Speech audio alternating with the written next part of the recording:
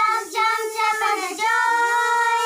I shout, shout, shout and thank you. I sing, sing, sing, sing my love. I give all my praise to you, you, you, you, you. This is all for you, you, you, you, you. The Lord is my strength and my shield, and I worship Him. Through anything, He's my helper. I never, never alone.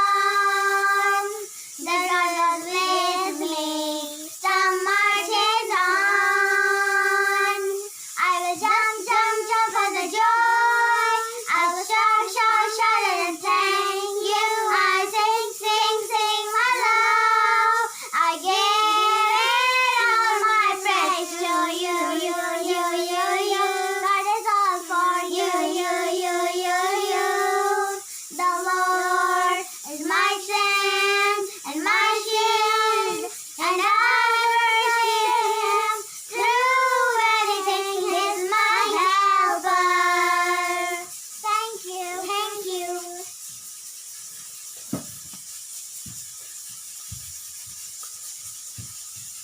पासवानी सेवा भाग 4।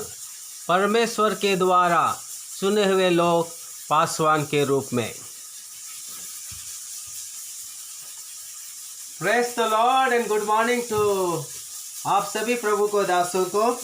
और ये हमारे लिए सौभाग्य की बात है कि हम पासवानी सेवा भाग 4 परमेश्वर के चुने हुए सेवक पासवान के रूप में, इसके बारे में आज हम सीखने जा रहे हैं। और ये हमारे लिए सौभाग्य की बात है कि पासवान के रूप में हम पासवान की सेवकाई, जिसे प्रभु ने आपको और मुझे उसकी दया और अनुग्रह से जो हमें मिला है, उसके बाइबलीय आधार के अनुसार सीखने के लिए प्रभु हमारी मदद करना पाए। तो आज पासवानी सेवा भाग 4 में आपका स्वागत है।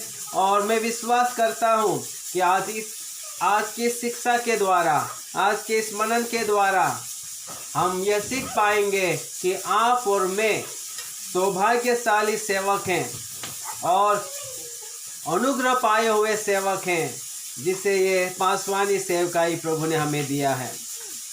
और इस पासवानी सेवकाई को हम बाइबल के आधार पर परमेश्वर के द्वारा चुने हुए लोग पासवान के रूप में या चरवाहे के रूप में उन्हें संबोधित किया गया है।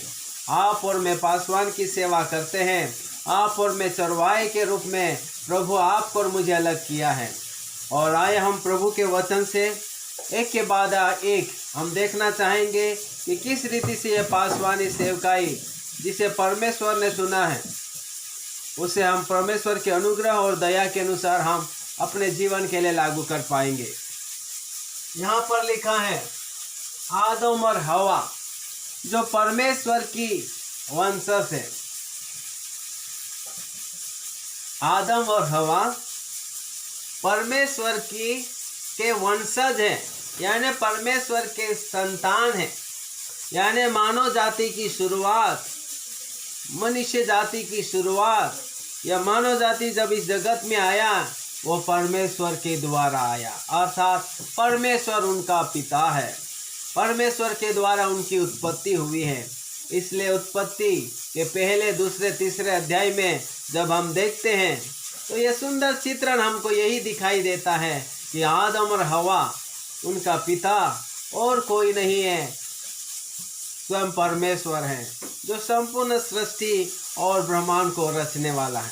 आपको और मुझे ये सौभाग्य मिलना चाहिए, या अपने आप को ये गर्व होना चाहिए कि उसी आदम और हवा की संतान आप और मैं हैं, उसी आदम और हवा की वंशावली आप और मैं हैं।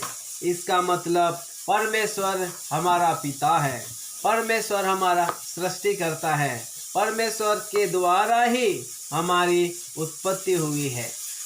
और इसलिए हमको गर्व होना चाहिए कि हम परमेश्वर की संतान हैं। सारी दुनिया को बनाने वाले, स्वर्ग और पाताल और पृथ्वी को बनाने वाला परमेश्वर आपका और मेरा पिता है। हाबिल उसके बाद हम देखते हैं कि हाबिल एक चरवाहा था और हाबिल अपने चरवाहे की सेवा में भेड़ बकरियों का चरवाहा था और वचन में लिखा हुआ उत्तम से उत्तम भेड़ बकरियों में से उत्तम भेंट लाकर अपने प्रभु को धन्यवाद के रूप में चढ़ाता है और अंगीकार करता है कि आशीष देने वाला, बरकत देने वाला, फलवंत करने वाला केवल परमेश्वर है। तो कहने का मतलब क्या है, जो चरवाहे की सेवा, पासवानी की सेवा धीरे धीरे बड़ा रूप लेकर आती है, जो वर्तमान समय में जानवरों के चरवाह के बदले मनुष्यों के चरवाह या मनुष्यों की पासवानी के रूप में उभर कर आती हैं। तो हाबिल हमारे लिए एक नमूना ठहरा है कि वो चरवाहे की सेवा करते करते परमेश्वर को प्रसन्न करने वाला चरवाहा बन गया। वो अपनी भेंट के द्वारा परमेश्वर को प्रसन्न किया। आपको और मुझे अपनी भेंट के द्वारा, वचन में लिखा है, जो मंडली प्रभु ने आपको और मुझे दिया है, पौलुस बोलता है, हमको निष्कलंक मंडली को प्रभु के उस आने वाले महिमा में उसके हाथों में समर्पित करने की जिम्मेदारी हमें दिया है। तो हमें मंडली को एक उत्तम भेंट के रूप में प्रभु को चढ़ाना है। एक ऐसी मंडली को प्रभु के हाथों में सौंपना है जो दाग रहित हो, झुर्री रहित हो और निष्कलंक हो, जो पूरी रीति से शुद्ध और पवित्र हो, प्रभु में बलवंत हो। ऐसी मंडली को उपहार के रूप में हमें सौंपना है, क्योंकि प्रभु ने आपको और मुझे जो मंडली सौंपा है, जो कलीसिया सौंपी है, जिन विश्वासियों को आपके और मेरे अधीनता में दिया है, उन्हें उत्तम भेंट के रूप में प्रभु के हाथों में समर्पित करना है, प्रभु को अर्पण करना है। हाबिल के भेंट के द्वारा परमेश्वर प्रसन्न हुआ। आपके और मेरे मंडली की सेवकाई की भेंट के द्वारा हमारा यीशु प्रसन्न होना चाहे, हमारा महान चरवाहा यीशु प्रसन्न होना चाहे, हमारा मुख्य चरवाहा जिसने आपको और मुझे चरवाहे की सेवा दी है, वो प्रसन्न होना चाहिए। आगे जब हम देखते हैं, नूह भी एक उत्तम चरवाहा था। वचन में लिखा है कि नूह ने अशुद्ध पशुओं में से शुद्ध पशुओं को अलग परमेश्वर के लिए करता है। तो ये इससे क्या देखने को मिलता है, ये 6वां अध्याय की घटनाएं हैं और नूह परमेश्वर के लिए उत्तम भेंट अलग करता है। इससे ये साबित होता है कि नूह एक चरवाहे के रूप में, और जल प्रलय के समय में वो अपने परिवार का चरवाहा था। अपने परिवार को प्रभु के भय में ले चलने वाला एक महान प्रभु का दास था, जो आपके और मेरे लिए भी एक नमूना ठहरता है कि हमारे खुद के परिवार को प्रभु के भय में लेकर चलना, प्रभु की सेवा करने के लिए उन्हें प्रेरित करना, और साथ साथ में जो मंडली आपको और मुझे दी है, उन्हें भी हमको प्रभु की सेवा के लिए तैयार करने की जिम्मेदारी प्रभु ने हमें सौंपी है। और ये प्रभु की महान योजना है कि आप और मैं उत्तम चरवाहे बनकर उत्तम पासवानी की सेवा करते हुए, कलीसिया की सुंदर रीति से गवाही करते हुए परमेश्वर को प्रसन्न करने वाली सेवा को आगे बढ़ाए। आगे जब हम देखते हैं, अब्राहम मानो वो मुख्य चरवाहा था, उनके अधीन कई छोटे छोटे चरवाहे, अलग अलग छोटे छोटे चरवाहे थे जो उनकी भेड़ बकरियों को चराता था, और अब्राहम उन सब का मुख्य चरवाहा था, जिसका वर्णन हम उत्पत्ति 13वां अध्याय 2 से 7 में देखने को मिलता है। और साथ ही साथ इतना ही नहीं, पूरे इस्राएलियों के लिए एक मुख्य चरवाहा के रूप में, उसकी आने वाली पीढ़ी के लिए अब्राहम एक मुख्य चरवाहा के रूप में गिना गया, जिसने अपने बच्चों को प्रभु के भय में, प्रभु के ज्ञान में, प्रभु की वंशावली में, प्रभु की उस महान योजना में बने रहने के लिए एक नमूना बन गया। अब्राहम के बाद उसकी पीढ़ी निरंतर प्रभु की महिमा करती रही, निरंतर प्रभु का कार्य को बढ़ाती रही, निरंतर प्रभु के नाम को फैलाती रही। तो वो न केवल जानवरों का उत्तम चरवाहा था, लेकिन अपनी संतानों के लिए भी वो उत्तम चरवाहा या पासवानी की भूमिका अदा कर पाया, जिसके कारण उसकी पीढ़ी दर पीढ़ी प्रभु की महिमा करती रही, प्रभु की इच्छा के ऊपर चलती रही, और उसी वंशावली में एक उत्तम चरवाहा प्रभु यीशु मसीह मानव बनकर आपके और मेरे उद्धार के लिए इस दुनिया में जन्म लेता है। तो अब्राहम एक उत्तम चरवाहा था जो कई चरवाहों की अगुवाई करता था, और साथ ही अपने लोगों को, अपनी संतानों को भी प्रभु के भय में आगे पहुंचाता था। फिर आगे हम देखते हैं अब्राहम के बाद इसहाक भी वचन में लिखा है, उत्पत्ति 26 अध्याय में, बहुत सारे उसके नौकर चाकर थे, बहुत सारे उसकी भेड़ बकरियां थी, बहुत सारे उसके चरवाहे थे, बहुत सारे उसके सेवक थे, और वो भी अपने पिता की तरह उत्तम चरवाही करने वाला एक चरवाहा था, जिसने उत्तम रीति से अपनी संतानों को भी प्रभु के भय में और अपने सेवकों को भी प्रभु के भय में, अपने साथ जुड़े हुए जितने भी उनके साथ काम करने वाले जितने भी कार्य करता थे, उन सब को प्रभु के भय में ले चलने वाला एक उत्तम चरवाहा के रूप में उत्तम पासवानी की जिम्मेदारी वो निभाता है। और आपके लिए और मेरे लिए भी इसहाक एक नमूने के रूप में कार्य करता है, जो शांति स्थापित करता है, प्रभु के भय में चलता है, प्रभु का अपने जीवन का आधार मानता है, और वही कहता है, रहबोत का खुदा, विशालता को लाने वाला परमेश्वर, आपको और मुझे भी पासवानी सेवकाई में, चरवाहे की सेवा में, मंडली की सेवकाई में, हमको भी हमारे प्रभु यीशु मसीह को हमारा मुख्य आधार मानकर इस सेवा को बढ़ाने के लिए विशेष समर्पण के साथ आगे हमको सेवा को बढ़ाना है। इतना ही नहीं, इसहाक के बाद हम देखते हैं याकूब और उसकी पत्नी रिबेका भी चरवाहे की पृष्ठभूमि से आती हैं, चरवाहे की पारिवारिक पृष्ठभूमि से आती हैं, और वे दोनों भी और उनका पूरा परिवार चरवाहे की सेवा करते हैं। इतना ही नहीं, साथ ही साथ अपनी पूरी संतानों के लिए भी वो एक नमूना का कारण बनता है। अपनी संतानों को परमेश्वर के भय में, परमेश्वर की अगुवाई में, परमेश्वर की योजना में ले जाने के लिए उत्तम अगुवाई करता है। तो ये न केवल जानवरों का चरवाहा था, लेकिन साथ ही साथ अपने परिवार के लिए और अपने परिवार के साथ जुड़े हुए जितने भी सेवा करने वाले दल, उनकी भी वो उत्तम रीति से अगुवाई करता था, उत्तम रीति से सेवा करने के लिए उनकी भी वो मदद करता था। उसके साथ साथ जब हम देखते हैं याकूब के बेटे भी चरवाहे थे, उत्पत्ति 37 अध्याय के अनुसार उनकी पूरी 12 बेटे, उनके बेटे भी चरवाहे थे। वे भी भेड़ों की चरवाही करते थे, और उन्हीं भेड़ों में से प्रभु ने यूसुफ को अलग कर देता है, ताकि अकाल के समय में वो अपने पूरे खानदान के लिए, अपने पूरे भाइयों के लिए, उनके परिवार, उनकी संतानों के लिए एक रखवाला करने वाला, एक चरवाही करने वाला, एक उपाय करने वाला, उत्तम रीति से पासवानी करने वाला अगुवे के रूप में प्रभु यूसुफ को तैयार करता है। तो याकूब के सारे बच्चे, 12 बेटे, एक चरवाहे की सेवा, उसमें से एक को प्रभु सबकी रखवाली करने के लिए, सबकी सुधि लेने के लिए अलग करके एक आशीष का कारण बना देता है। उनके जीवन के द्वारा भी हमको यही सीखने को मिलता है, यूसुफ की चरवाही की सेवकाई के द्वारा, पासवानी की सेवा के द्वारा हमको ये सीखने को मिलता है कि जिसे प्रभु ने हमें दिया है, उनके लिए उपाय करने वाले के रूप में आपको और मुझे नियुक्त किया है। उनको आत्मिक बातों में प्रभु के भय में ले चलने की जिम्मेदारी आपको और मुझे दिया है।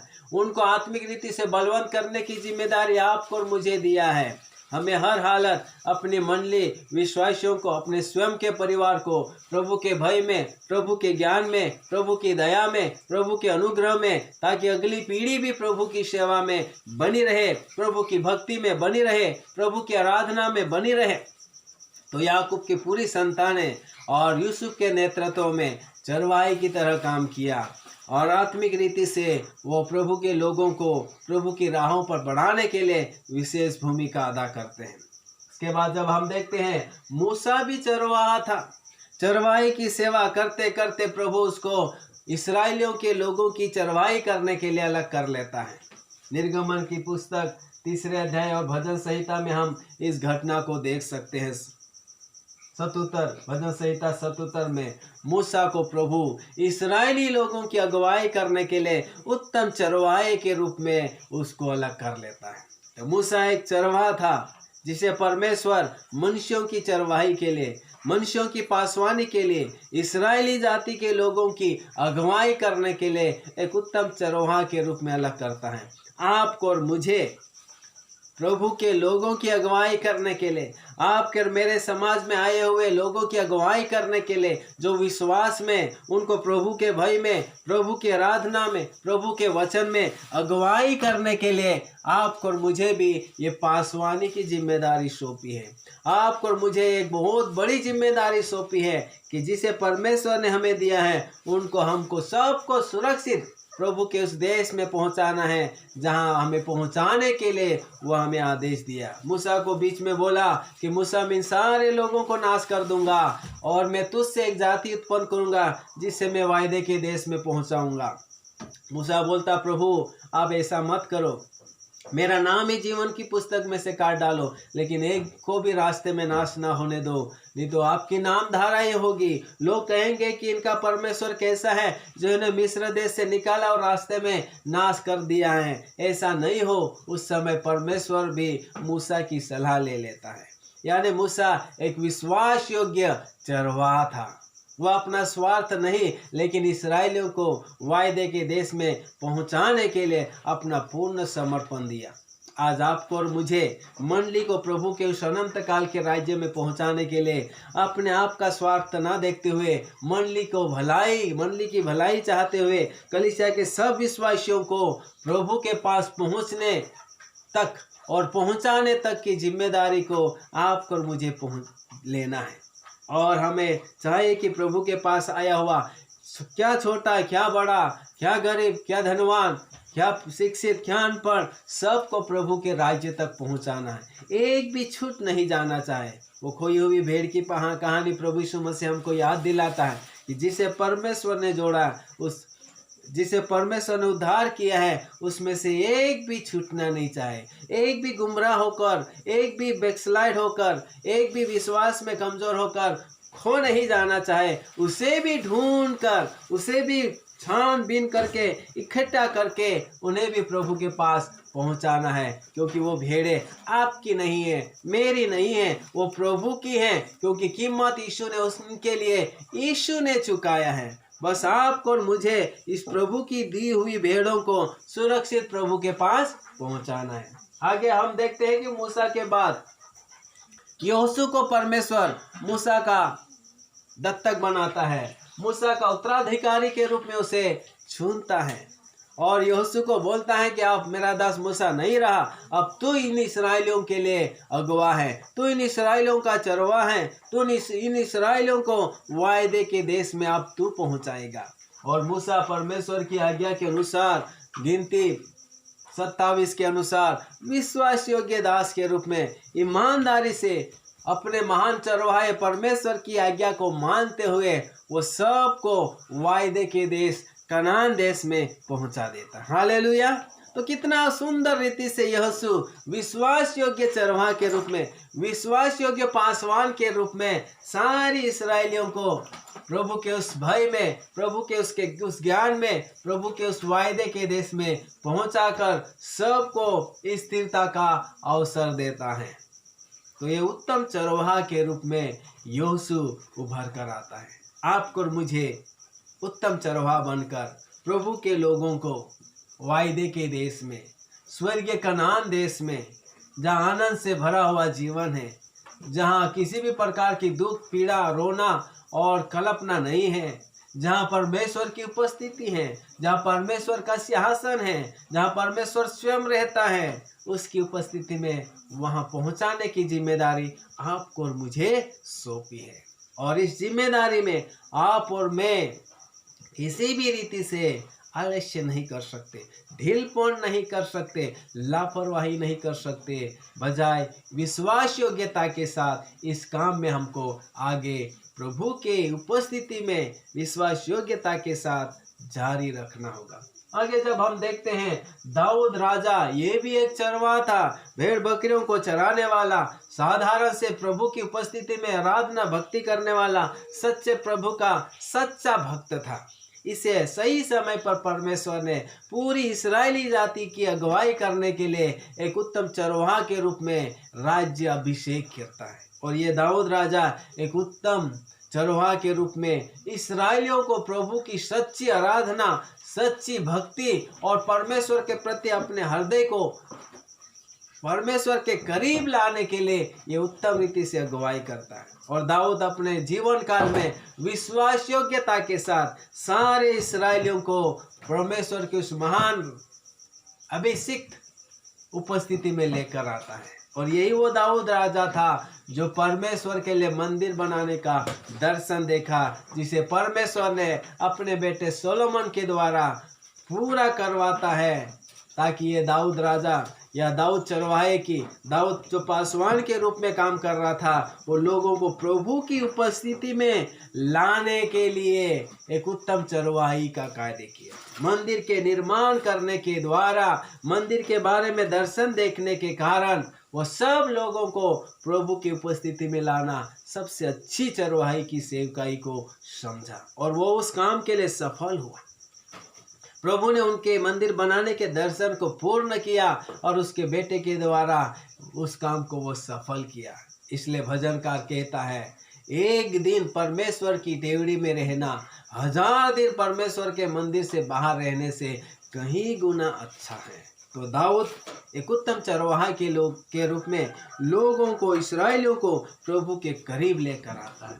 आगे जब हम देखते हैं पहली शताब्दी की कलीसिया के प्रेरित गण और प्रेरित पौलुस और कलीसिया के जितने भी अगुवे थे, वे सब परमेश्वर के द्वारा, प्रभु यीशु मसीह के द्वारा चरवाही की सेवा के लिए, पासवानी की सेवा करने के लिए, कलीसिया को प्रभु में उन्नत करने के लिए, फलवंत करने के लिए, प्रभु में मजबूत करने के लिए, प्रभु में पवित्र और निष्कलंक तैयार करके प्रभु के हाथों में सौंपने के लिए उन्हें चरवाही की सेवा सौंपी, उन्हें पासवानी की सेवा सौंपी, और एक ईश्वरीय बुलाहट के द्वारा उन्होंने प्रभु के इस काम में विश्वास योग्यता के साथ अपनी भूमिका अदा किया।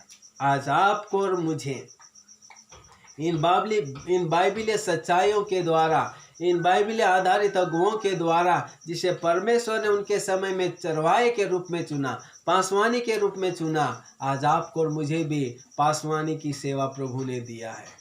जैसे वो विश्वास योग्य रहे, आपको और मुझे पासवानी की सेवकाई में विश्वास योग्य रहना है, सारी महिमा प्रभु को देना है, और जो कुछ प्रभु ने हमें दिया है उन्हें प्रभु तक पहुंचाना है, ताकि परमेश्वर की अद्भुत योजना आपके और मेरे चरवाही की सेवकाई के द्वारा, पासवानी की सेवकाई के द्वारा, मंडली की अगुवाई के द्वारा प्रभु पूरी करना पाएंगे। मुझे विश्वास है आज ये पासवानी सेवा भाग 4 कि परमेश्वर के द्वारा चुने हुए लोग पासवान के रूप में हैं, या हम सबों को समझ में आए। और मैं विश्वास करता हूँ कि आप और मैं अपना संपूर्ण जीवन प्रभु की सेवकाई के लिए, चरवाही की सेवा के लिए, ईमानदारी से पासवानी सेवा करने के लिए आपको और मुझे पूर्ण समर्पण करना, ताकि प्रभु का आत्मा आपको और मुझे उत्तम चरवाहा बनकर, उत्तम पासवान बनकर प्रभु की इस पवित्र मंडली को प्रभु के इस राज्य में ले जाने के लायक कर सके। ऐसी प्रभु हम सबों की सहायता करे। धन्यवाद। प्रभु आप सबों को आशीष दे।